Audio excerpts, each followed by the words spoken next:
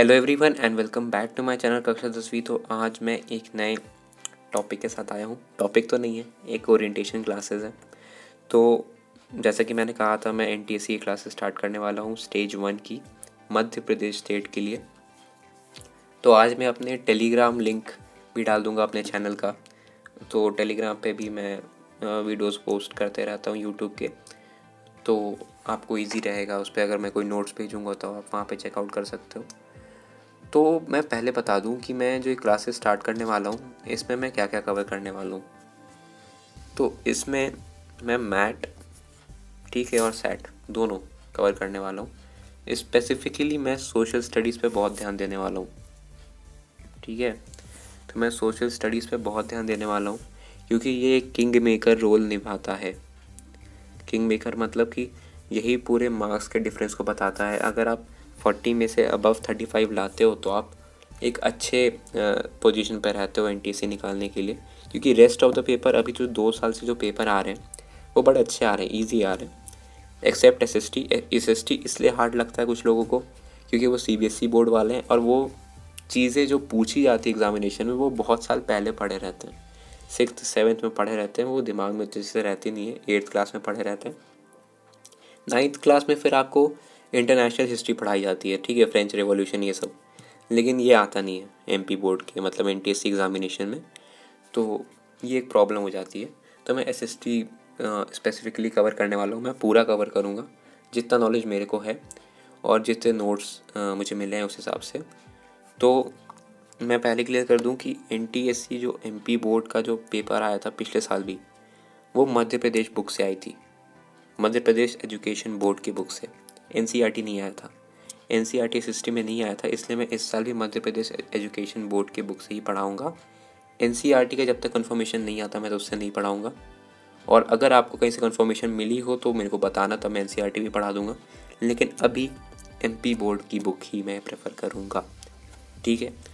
अब बात करते हैं मैथ्स की। तो मैथ्स आप एनसीईआरटी से बना लो और कुछ हाई लेवल क्वेश्चंस बना लो, आप आराम से मैथ्स के पूरे क्वेश्चन सॉल्व कर दोगे। और यही अप्लाई होता है फिज़िक्स, केमिस्ट्री और बायो में।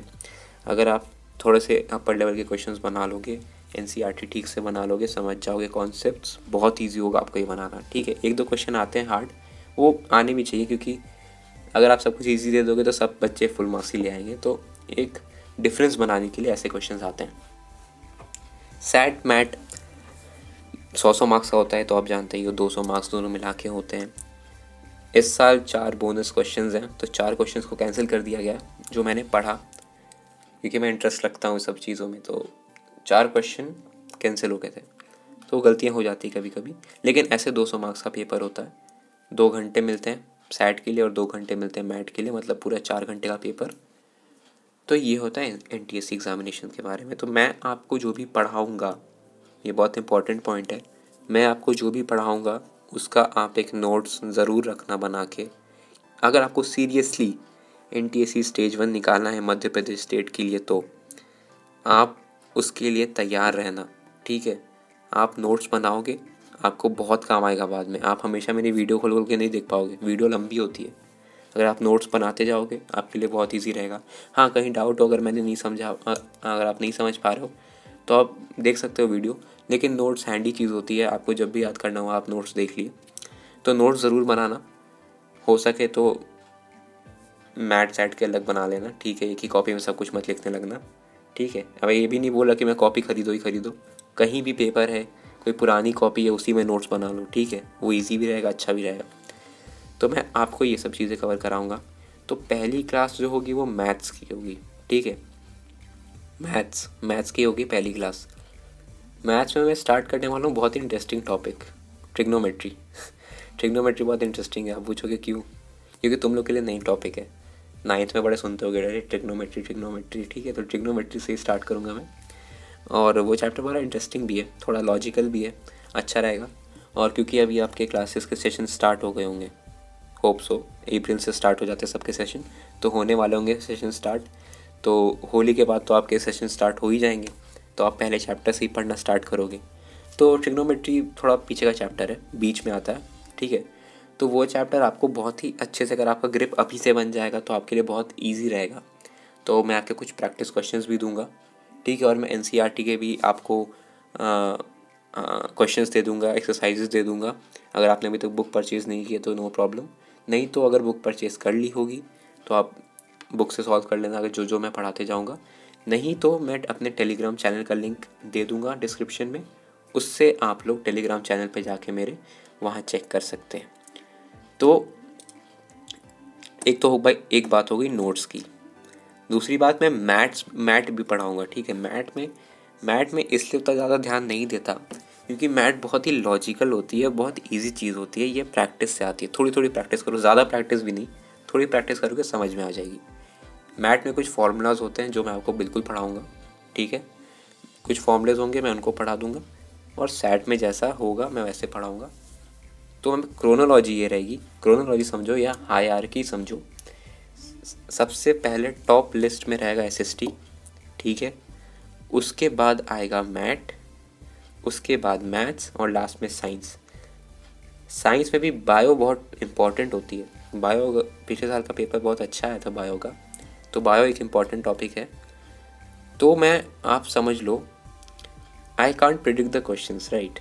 मैं क्वेश्चंस को प्रिडिक्ट नहीं कर सकता, पर जहाँ तक मैं आपको पढ़ा सकता हूँ, एसएसटी तो मैं आपको, और मैट, ये दोनों चीज़ तो मैं आपको बहुत अच्छे से पढ़ा सकता हूँ। एमपी बोर्ड की एसएसटी और मैट, तो ये दोनों तो आप मुझ पे आंख बंद करके भरोसा करके पढ़ना, ठीक है।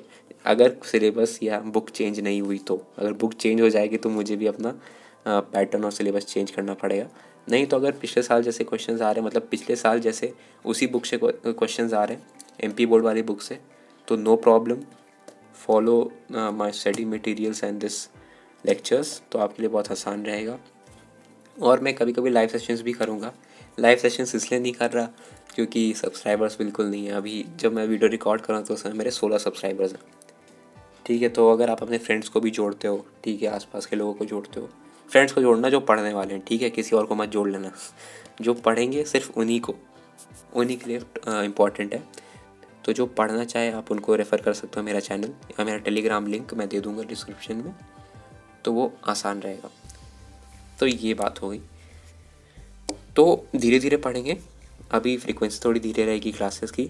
जब समर ब्रेक होगा उस समय मैं अच्छे से वीडियोस डालूँगा, क्योंकि उस समय आप फ्री रहोगे, तो उस समय मैं वीडियोस अच्छे खासे क्वांटिटी में डालने की कोशिश करूँगा। तो ये बात है, नवंबर में एग्ज़ामिनेशंस होनी चाहिए इस बार भी, अगर कोरोना ठीक रहा तो, क्योंकि पिछले साल 13 दिसंबर को हुई थी एग्ज़ामिनेशन, ठीक है, और अभी तक उसके रिज़ल्ट आए नहीं है। और प्रिडिक्ट किए मैंने कट ऑफ, सही होंगे कि गलत भगवान जाने लेकिन होप सो सही हो, नहीं भी होंगे तो क्या ही कर सकते। तो सैट और मैट और हिस्ट्री बिल्कुल आपको पढ़ाऊँगा पिछले साल के हिसाब से, अगर सिलेबस में कोई चेंज नहीं होता है। मैट का कोई सिलेबस वैसे भी नहीं रहता है, एसएसटी का थोड़ा सा सस्पिशियस सिलेबस होता है। तो अगर आपको कुछ भी इन्फॉर्मेशन मिलती है नए सिलेबस के बारे में, या कोई बुक चेंज हो रही है, तो आप तुरंत बताना मेरे को टेलीग्राम पे या कमेंट में, ताकि मैं उसको करेक्ट करके आपको अच्छा पढ़ा सकूँ। तो अभी जो मैं पहली वीडियो डालूँगा वो होगी ट्रिग्नोमेट्री पे, मैथ्स की। उसके बाद मैं एसएसटी भी चालू करूँगा, उसके बाद मैट भी, ठीक है। तो thank you and do subscribe my channel, क्योंकि अब मैं वीडियोस एनटीएससी के बारे में स्पेसिफिकली पढ़ाने वाला हूँ मध्य प्रदेश स्टेट के लिए। Thank you.